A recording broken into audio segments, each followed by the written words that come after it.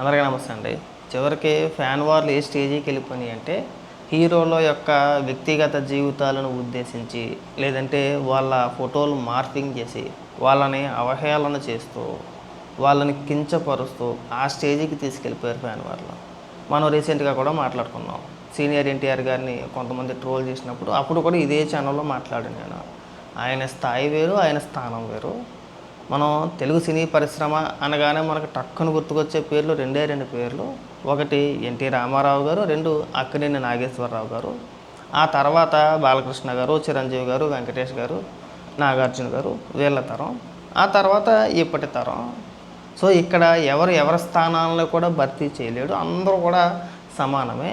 వాళ్ళ స్థానాలని మనం గౌరవించాలి, గుర్తించాలి. ఎవరిని పరచకూడదని చెప్పేసి మనం మాట్లాడుకున్నాం.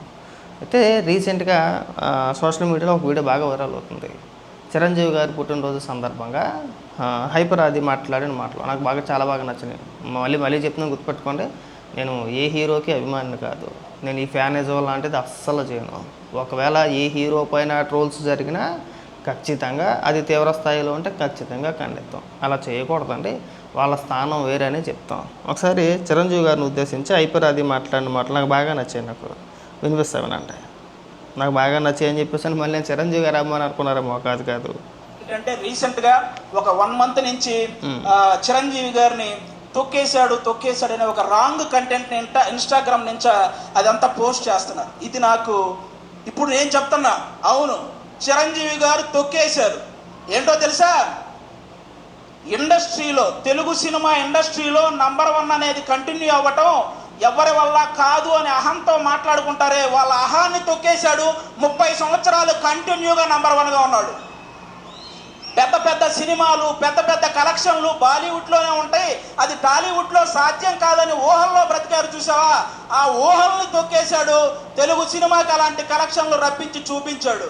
అలాగే డ్యాన్స్ అంటే నడవటం, హీరోయిన్ చుట్టూ తిరగటం అని అన్ని లాంగ్వేజ్ వాళ్ళు ఒక భ్రమల్లో బతుకుతుంటే ఆ భ్రమల్ని తొక్కేశాడు. డ్యాన్స్ అంటే ఏంటో చూపించాడు. ఇండియన్ సినిమాని ఏలాడు. అలాగే హీరో అంటే డబ్బులు సంపాదించుకుంటారు, దాచుకుంటారు, బంగ్లాలు కట్టుకుంటారని రాంగ్ మైండ్ సెట్తో ఉండే వాళ్ళ మైండ్ సెట్ని తొక్కేశాడు. సహాయ కార్యక్రమాలు చేపట్టాడు. కొన్ని వేల మందికి సహాయం చేశాడు.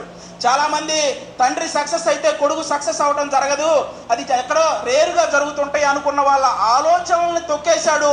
ఈరోజు కొడుకుని తండ్రిని మించిన వాడిగా తయారు చేశాడు.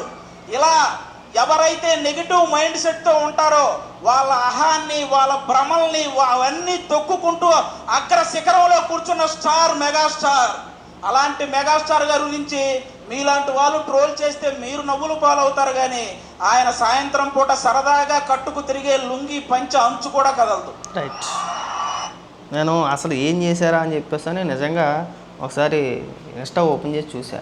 నిజంగా చిరంజీవి గారిని చాలా దారుణంగా ట్రోల్ చేశారు. అంత దారుణంగా ఈ మధ్య కాలంలో ఏ హీరోని కూడా ట్రోల్ చేసుకున్నాడు. చాలా దారుణంగా ట్రోల్ చేశారు.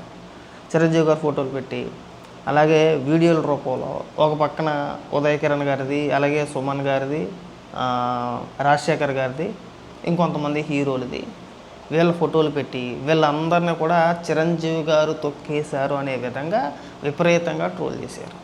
నేను మళ్ళీ చెప్తున్నాను, ఇంతకుముందు మాట్లాడాను, ఇప్పుడు మాట్లాడుతున్నాను. మళ్ళీ నేను మీరు చిరంజీవి గారిని అభిమాని అని చెప్పేసి కొంతమంది, లేదు ఎన్టీఆర్ గారి అభిమాని అని చెప్పేసి కొంతమంది. ఎన్టీఆర్ గారు అంటే అందరికీ అభిమానం ఉంటుంది, అలాగే చిరంజీవి గారు అన్నా అందరికీ అభిమానం ఉంటుంది. కానీ కొన్ని మనం ఖచ్చితంగా ఖండించాలి. అలాగే ఇంకొక విషయం ఏంటంటే, మీరు ఈ ఫంక్షన్లో అంటే చిరంజీవి గారి పుట్టినరోజు వేడుకల్లో ఇలా ట్రోల్స్ జరుగుతున్నాయని చెప్పేసి మీరు తెలియజేసినట్టుంది. మనం సోషల్ మీడియాలో జరిగే ఫ్యాన్ వార్లని మీరు పబ్లిక్గా ఆయన పుట్టినరోజు కార్యక్రమం నాడు వాటి గురించి ప్రస్తావించడం, తెలియని వ్యక్తులకు కూడా తెలియజేయడం, అది తెలిసేలా చేశారు కూడా. ఇంకొకటి, ఈ ట్రోల్ చేసే బ్యాచ్ ఎవరైతే ఉన్నారో ఎవరన్నా కావచ్చు, పనే ఉండదు. ఇంకా పొద్దు లేచిన కాంచి ఎన్టీఆర్ గారిని కొంతమంది, చిరంజీవి గారిని కొంతమంది, బాలకృష్ణ గారిని కొంతమంది, లేదంటే అల్లు అర్జున్ గారిని కొంతమంది, వీళ్ళని తిట్టుకుంటూ ఉంటారు. వాటి వల్ల మనకి పైసా ఉపయోగం లేదు. మనకివి మన హీరో వచ్చి మన నెత్తి మీద ఏం కిరీటం పెట్టడం, నువ్వు భలే ట్రోల్ చేస్తున్నారా బాబు, బ్రహ్మాండంగా ట్రోల్ చేస్తున్నావు, ట్రోల్ చేసి అని చెప్పేసి నేను నెత్తి మీద ఏం కిరీటం పెట్టరు. ఇక్కడ ఎవరి స్థాయిని కించపరచకూడదు. ఎవరికి వారు వాళ్ళ కష్టార్జితంతో పైకి వచ్చిన వ్యక్తులే. వాళ్ళ కష్టాన్నైనా సరే మనం గుర్తించాలి. గుర్తించుకుంటాం మన చేతిలో ఫోన్ ఉంది కదా అని చెప్పేసి అని సీనియర్ ఎన్టీఆర్ గారినో లేదంటే చిరంజీవి గారినో కించపరుస్తూ తక్కువ చేసి మాట్లాడడం అనేది తగదు. ఈ ఫ్యాన్ వార్లు ఆగనంతసేపు మన బతుకులు బాగుపడడం. నిజంగా చెప్తున్నా. ఇప్పుడు చిరంజీవి గారైనా ఎన్టీఆర్ గారైనా ఇక్కడ మళ్ళీ నేను పోల్చుతున్నానని కాదు. మనం ట్రోల్ చేసే ముందు ఒక్కసారి ఆలోచించుకోవాలి.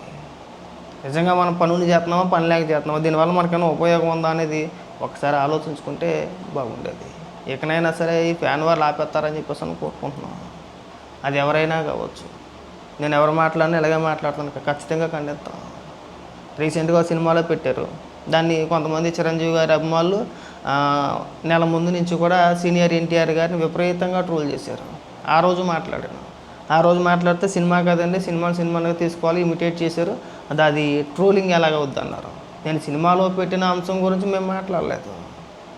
బయట కొంతమంది చిరంజీవి గారు అంటే మెగా అభిమానుల పేరుతో కొంతమంది ఎన్టీ రామారావు గారిని కించపరుస్తూ లేదంటే ఆయన అవహేళన చేస్తూ వాళ్ళు ట్రోల్ చేశారని చెప్పేసి దాని గురించి మాట్లాడితే సరే సినిమా గురించి కూడా తీసుకొచ్చారు. పోనీలే వాడి గురించి మనం ఎంత ప్రస్తావించుకున్నా కానీ మనకే వేస్ట్, అది టైం వేస్ట్ అవ్వరు అని చెప్పేసి పెద్దగా పట్టించుకోవాలి. కానీ ఇప్పుడు చిరంజీవి గారిని మాత్రం దారుణంగా ట్రోల్ చేశారండి. అంత దారుణంగా బహుశా ఇంతకుముందు ఎవరిని చేయలేదేమో. ఖచ్చితంగా అందరికీ బాధ కలుగుతుంది. హైపరాది ఇలా మాట్లాడడంలో తప్పలేదు. ఎక్కడైనా కానీ ఈ ఫ్యాన్ వార్లు ఏవైతే ఉన్నాయో అవి కట్టిపెడతారని చెప్పి కోరుకుంటున్నాను.